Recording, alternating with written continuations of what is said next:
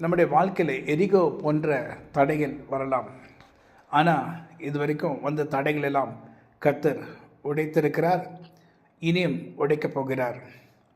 இந்த 2025 பிப்ரவரி மாதத்தில் நாம் இருக்கிறோம்.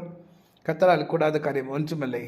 கர்த்தர் உங்களுக்கு முன்பாக இருக்கிற எரிகோ மதிலை போல இருக்கிற தடையை கர்த்தர் உடைத்து நீங்கள் சுகமாய் தங்கும்படி, ஆசீர்வாதமாய் தங்கும்படி, சந்தோஷமாய் தங்கும்படி, பாலும் தேனும் ஓடுகிற தேசமாகிய கானானை கர்த்தர் நமக்கு இங்கே வைத்திருக்கிறார், இந்த உலகத்தில் வைத்திருக்கிறார்.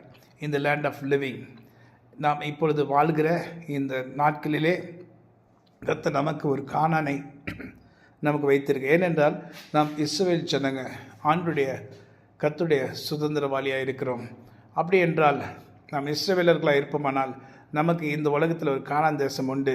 அந்த கானான் தேசத்துக்குள்ளே நாம் பிரவேசிக்கப்படி கர்த்தர் நமக்கு உதவி செய்வார். ஒருவேளை தடைகள் எரிகோ மதிலை போல தடைகள் இருக்கா? உங்களுடைய வாழ்க்கையில் இருக்கா? நம்முடைய வாழ்க்கையில் இருக்கா? அந்த தடைகளை கர்த்தர் உடைப்பார்.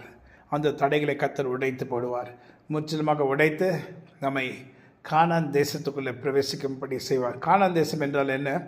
பாலும் தேனும் ஓடுகிற தேசம். அப்படி என்றால் சந்தோஷமும் மகிழ்ச்சியும் சுகமும் ஆசீர்வாதமும் சமாதானமும் நீடிய வாழ்வும் கர்த்தர் நமக்கு இந்த உலகத்தில் கானான் தேசத்தில் கொடுப்பார்.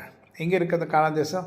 நாம் இப்பொழுது வாழுகிற இந்த தேசத்தையே, இந்த இடத்தையே கர்த்தர் கானானாக மாற்ற வல்லவராக இருக்கிறார். ஏன்னா பரிசுத்த ஆவியானவர் நமக்குள்ளே இருக்கிறார். ஆமென்.